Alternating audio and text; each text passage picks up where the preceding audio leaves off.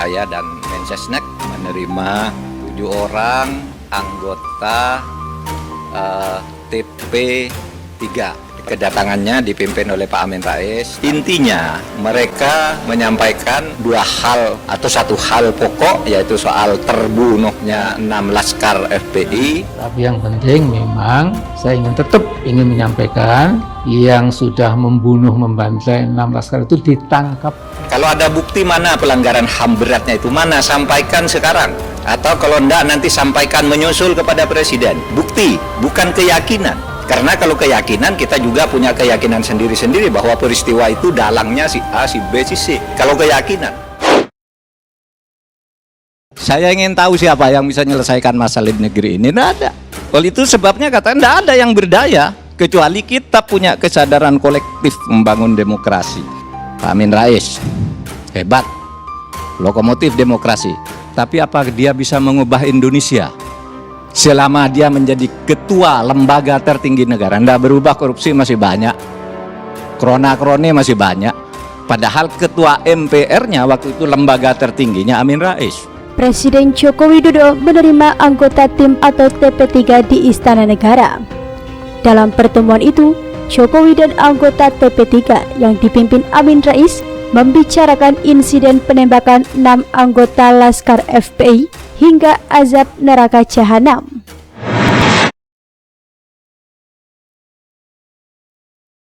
Pertama, harus ada penegakan hukum sesuai dengan ketentuan hukum, sesuai dengan perintah Tuhan bahwa hukum itu adil, dan yang kedua, ada ancaman dari Tuhan, maka ancamannya neraka jahanam. Kayak Pak Amin Rais, ngomongnya kayak comberan, hari-hari maki orang, hari-hari menyebutkan tidak ada baiknya Jokowi, tidak ada baiknya pemerintah. Jangan sampai kita berguru ke komunis Cina itu haram, haram. Kalau kita beragama itu hanya halal haram, yang halal cuma kita, yang lain itu haram semua. Kemanusiaan kita bisa dikatakan cenderung menjadi kemanusiaan agak zalim dan tidak lagi beradab. Kalau ada bukti mana pelanggaran HAM beratnya itu, mana, sampaikan sekarang. Atau kalau enggak nanti sampaikan menyusul kepada Presiden. Bukti, bukan keyakinan. Karena kalau keyakinan, kita juga punya keyakinan sendiri-sendiri bahwa peristiwa itu dalangnya si A, si B, si C. Kalau keyakinan. Kalau kita hanya bicara benar salah, yang benar cuma kita. Orang lain salah semua. Semua yang merasa paling benar dan memaksakan kehendak, itu hal yang biasanya tidak benar. Hal itu diungkap oleh Menteri Koordinator Bidang Politik Hukum dan Keamanan atau Menko Polhukam, Mahfud MD dalam jumpa pers yang disiarkan lewat YouTube Sekretariat Presiden pada Selasa, 9 Maret 2021. Jangan-jangan pemerintahan Pak Jokowi ini itu menjadi neo Orde Baru. Kapan tuh 2 hari lalu Pak Amin bilang menuding fotonya Jokowi ini akan diturunkan oleh Allah gitu. Nah kalau besok ini tidak turun kan berarti Pak Amin yang tidak dipercaya Allah. Sebuah janji yang pernah diucapkan oleh orang tua yang bernama Amin Rais. Apabila dalam kurun waktu 6 bulan Jokowi tidak mampu menunjukkan kinerjanya, maka Amin Rais ini orang tua yang selalu bikin gaduh. Dia akan berjalan kaki dari Jogja ke Jakarta. Mas Amin tuh mau ngeliciin saya, dia nggak ngerti. Wong saya ini mbahnya licik. Jadi saya merasa saya dikerjain sama Amin Rais. Dan saya berkali-kali ngomong seperti ini terbuka di TV. Dan sampai hari ini Amin Rais tidak pernah membantah. Kalau dia bantah, saya akan ladeni. Lalu saya pesan pada Pak Jokowi, sebentar lagi Anda akan menetapkan Kapolri. Saya minta dipikir betul ya Pak Jokowi, jangan diangkat Kapolri yang akan meresahkan umat Islam. Yang dalam DNA-nya itu ada Islamofobia. Mana buktinya? Secuil saja bahwa ada terstruktur, sistematis, dan masifnya.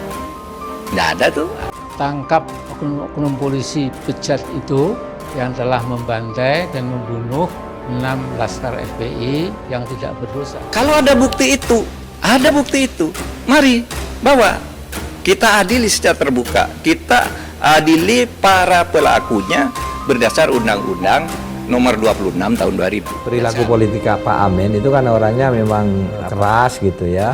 sejak dulu. Tapi menurut saya yang belakangan ini agak overdosis. Nampaknya di berbagai tempat Pak Amin itu hanya selalu menyerang Jokowi aja. Misalnya yang terakhir dia menunjuk gambarnya Jokowi, ini orang sebentar lagi akan dilengserkan oleh Allah.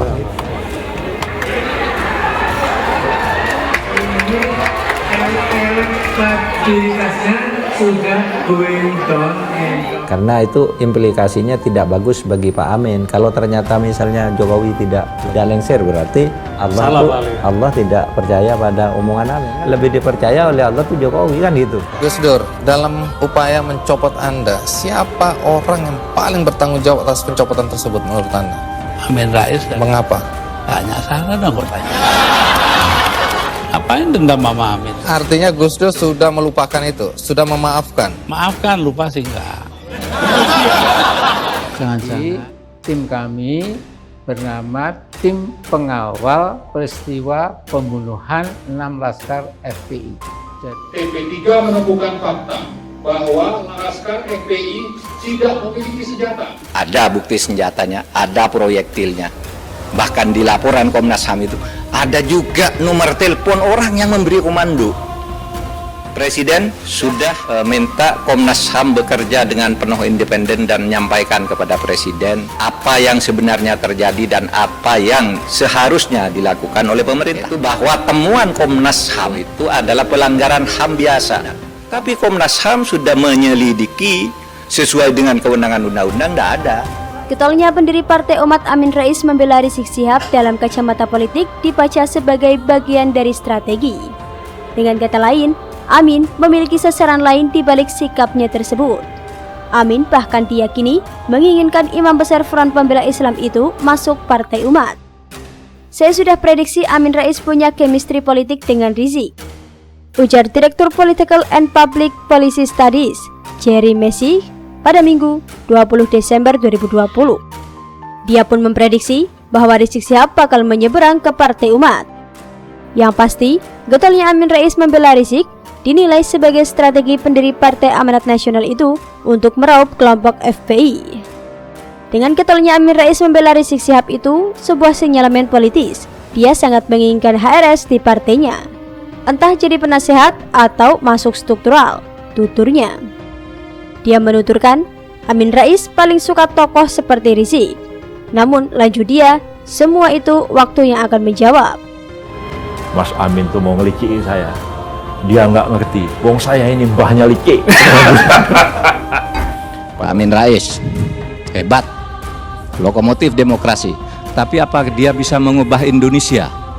Selama dia menjadi ketua lembaga tertinggi negara, nggak berubah, korupsi masih banyak. Krona-krone masih banyak.